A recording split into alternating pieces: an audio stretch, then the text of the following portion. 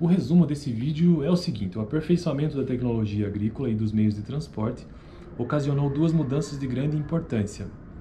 O primeiro foi o crescimento populacional e o segundo foi concentração urbana. Então, duas tecnologias, agrícola e meios de transporte. Por que eu estou falando isso? Porque nesse vídeo eu quero trazer alguns breves comentários sobre mudanças tecnológicas. Mudanças tecnológicas do quê? Mudanças tecnológicas como um dos elementos de transição entre o feudalismo e o capitalismo e também o início ali da elaboração do pensamento mercantilista. Bom, eu estou construindo essa playlist aqui no canal de História do Pensamento Econômico e o livro que eu estou usando, o livro de introdução à História do Pensamento Econômico, é esse aqui, é um livro bem pequeno, tá vendo? E estou fazendo a leitura dele aqui no vídeo, construindo com vocês essa playlist, né? Então eu faço uma leitura e estudo um pouco antes de gravar o vídeo e faço de novo a leitura aqui durante a gravação mesmo. Então beleza, então já fiz um resumão logo de cara no início que as duas mudanças tecnológicas fundamentais foram no campo agrícola e de transporte. E aqui ele começa falando algumas coisas interessantes de como se operava essa questão agrícola na Idade Média. A substituição do sistema de... Deixa eu tomar um pouco de água primeiro. A substituição do sistema de rodízio de cultura de 2 campos pelo sistema de rodízio de 3 campos foi o avanço tecnológico mais importante ocorrido na Idade Média. E aqui ele começa a explicar o que é esse sistema de rodízio. Só para lembrar, como eu estou construindo essa playlist, se você caiu aqui de paraquedas, para entender a lógica de construção mesmo do pensamento desse livro, é bom assistir os vídeos anteriores para não ficar tão perdido assim. Porque nos vídeos anteriores eu já falei sobre a questão da Idade Média, do período do feudalismo, como que funcionava, era basicamente uma estrutura social agrícola. Tinha centros urbanos tinha sim muito poucos, segundo esse autor, tá bom? Não estou inventando nada, é o que esse autor diz. Mas esses centros urbanos, muitos deles são herança do Império Romano ainda. Ok, então o sistema do rodízio de cultura de 2 campos, quando foi substituído por 3 campos, foi o avanço tecnológico mais importante ocorrido na Idade Média. Em verdade, embora ainda no século VIII esse sistema já tivesse sido introduzido na Europa, somente por volta do século IX sua utilização se difundiu, e agora ele começa a explicar um pouco sobre isso. O sistema primitivo, ou seja, o sistema primitivo ainda mais antigo. O sistema primitivo consistia em cultivar a mesma terra durante todo o ano. Então isso é o sistema primitivo. Você vai cultivar, vai plantar batata o ano inteiro nesse campo. Qual que é o problema disso?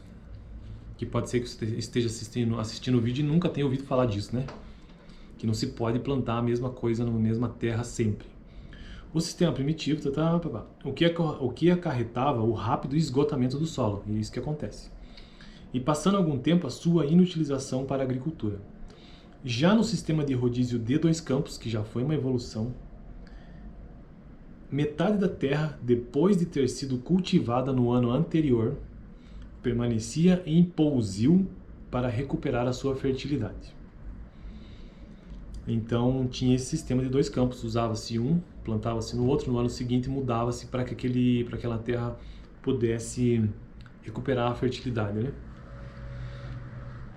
Com a introdução do sistema de rodízio, e agora que vem a grande evolução que ele está mencionando, a grande mudança tecnológica, com a introdução do sistema de rodízio de 3 campos, a terra arável passou a ser dividida em 3 áreas com as mesmas dimensões. No outono plantava-se centeio, ou trigo. E aqui já vem essa ideia das culturas de plantio, né? No primeiro campo, na primavera ou no verão, realizava-se a colheita. No segundo campo, plantava-se aveia ou feijão, ervilha na primavera. E o terceiro ficava em pousio. Cada ano processava-se um rodízio na utilização dos 3 campos. Em cada campo alternavam-se as 3 fases. No primeiro ano, uma cultura de outono, no ano seguinte, uma cultura de primavera, no terceiro ano, um repouso. Esta modificação aparentemente simples, e lendo assim, e você ouvindo, parece realmente muito simples, né? Resultou num aumento extraordinário da produtividade agrícola. O sistema de rodízio em 3 campos propiciou um aumento de cerca de 50% do rendimento das culturas praticadas em qualquer período do ano na mesma extensão arável. Esta não foi a única consequência importante da introdução do novo sistema de rodízio. O crescimento da produção de aveia e de outras forragens, deixa eu ver o que ele fala aqui, deixa eu ver se vale a pena fazer a leitura.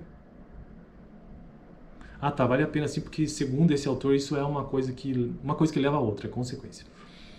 Essa não foi a única consequência importante da introdução do novo sistema de rodízio. O crescimento da produção de aveia e de outras forragens semeadas de primavera permitiu aos camponeses alimentar uma quantidade maior de cavalos. Então ele introduz a ideia de que os cavalos foram muito importantes nesse período medieval, nesse período de transição também, que começaram a substituir os bois como fonte principal de energia nos trabalhos agrícolas.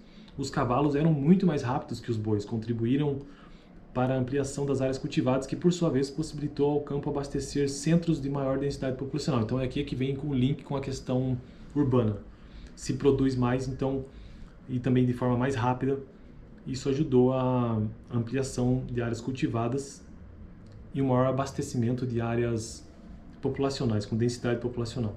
O emprego de cavalos, além de se tornar o transporte de homens, mercadorias e equipamentos, e aqui que entra a questão do transporte, mercadorias e equipamentos muito mais eficientes, beneficiou também a aragem da terra. E aí ele explica, né, que utilizar a junta de boi tinha um maior esforço, exigia mais pessoas para fazer o trabalho. O que mais que eu podia falar daqui, dessa parte específica?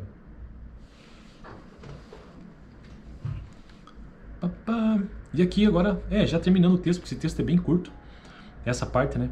Então, volto a repetir o que eu disse no início do texto, que é onde eu cheguei agora. O aperfeiçoamento da tecnologia agrícola, agora você já entendeu o porquê dessa tecnologia, foi a questão dos campos. E dos meios de transporte, eu já expliquei, foi a questão da introdução do cavalo, tanto como para se usar no arado, como meio de transporte também.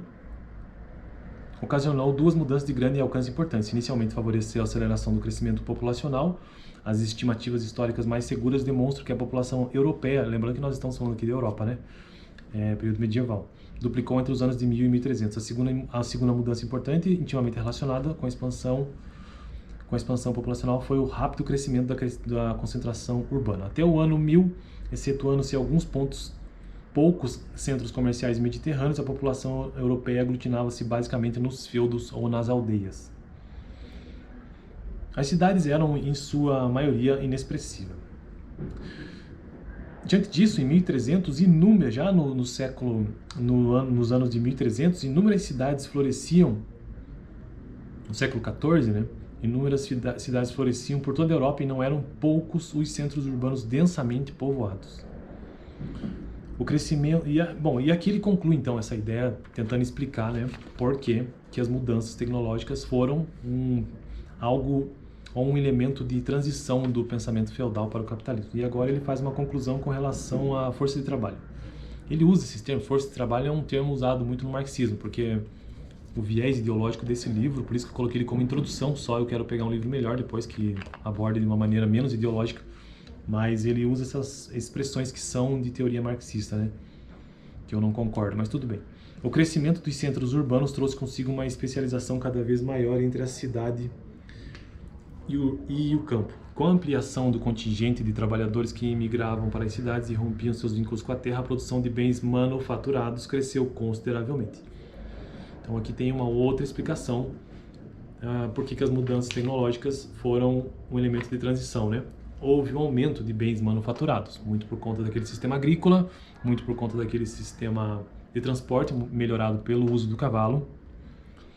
E aí ele conclui dessa forma. O desenvolvimento da produção manufatureira, da especialização econômica e da produtividade do trabalho contribuiu para o desenvolvimento do comércio interregional e de longa distância. Beleza? Então eu concluo esse vídeo assim. Espero que tenha dado para entender o que significa essas mudanças tecnológicas, que envolvem principalmente mudanças tecnológicas do ponto de vista agrícola e de transporte. A gente pensa em mudança tecnológica, pensa que traz para os dias de hoje, né? Mas não, mudança tecnológica antes não se usava carroça e agora se usa, por exemplo. Antes se usava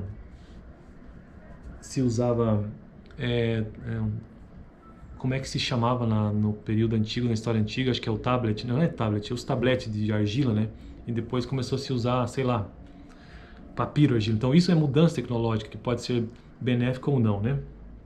Tecnologia é isso. Então É isso o vídeo de hoje, e semana que vem o que eu vou falar? Deixa eu ver. Continuando aí no capítulo 2, porque eu estou no capítulo 2 desse livro, né?